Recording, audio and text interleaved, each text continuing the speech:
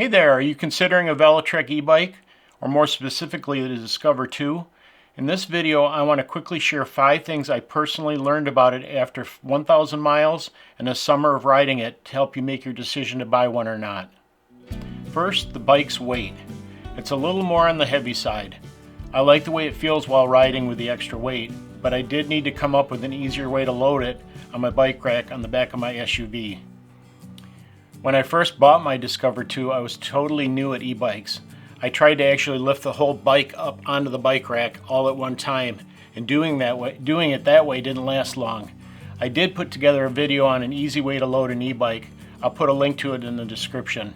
But I had to learn the hard way, the easy way to load an e-bike on the bike rack, and there is a better way. But if you have some kind of more extreme physical limitation and are going to be loading and unloading it from a bike rack, you might want to consider a lighter bike. My wife is really happy with her Velotric Breeze 1 model, which is a lighter e-bike with many of the same basic specs as the Discover 2, just a smaller and lighter package. The second thing I learned was battery life. My wife and I choose a variety of rail-to-trail bike paths to ride on most weekends. I've found that the battery lasts 30 to 40 miles, which is perfect for us because we wouldn't want to be sitting on a bike more than that anyways per day. At the end of a 30 to 40 mile ride, I typically have about 10% battery left over. We achieve that kind of battery life by riding in trail mode and mostly in pedal assist level 3 to 4, sometimes 5. So I would say that's kind of a middle of the road riding mode for most people that's not too slow and not too fast. Obviously, your mileage will vary. A person can definitely squeak out more battery life by putting in an eco mode and riding slower, say power assist level 2 or 3. The third thing I learned was ride comfort. I've been really surprised by the low level of fatigue I've had after a couple hours of riding it. It did take me a few weeks to get used to the saddle after not riding a bike before this one for years. But now that I'm used to it, the stock saddle works good for me. I like the handlebars. They feel nice and wide and they're adjustable, so I have a nice upright riding position. The bike itself is very quiet after 1,000 miles. It still doesn't rattle or make any noises. It sounds solid as ever. The fourth thing I learned about was the accessories.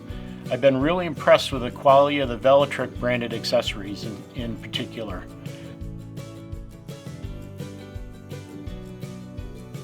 I went with the phone holder and the rear basket. The rear basket holds a lot, and I actually did a review of it, a separate review of it, and I'll put the link to that in the description as well. My wife got the front basket for her Breeze 1, and it holds about half as much, but still pretty large for a front basket. And the Velotric phone holder gives me confidence that my phone's not going anywhere.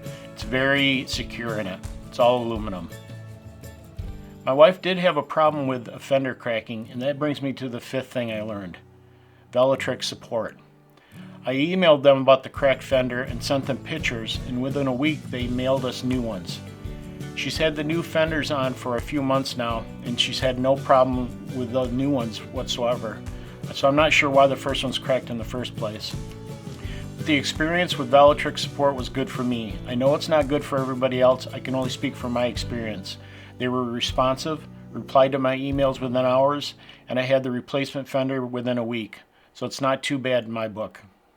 So that's the 5 things I learned about my Discover 2 after riding and owning it for 1,000 miles. Did I learn more than that? You bet.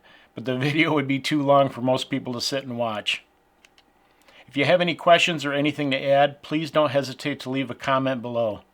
I truly hope this video has been a help to you. If it has been, give it a like, as it really helps spread the word. I have so many other videos that could be a help to you in your e-bike journey. Just subscribe to the channel and browse my other e-bike videos. Thanks for watching, and we'll see you in the next video.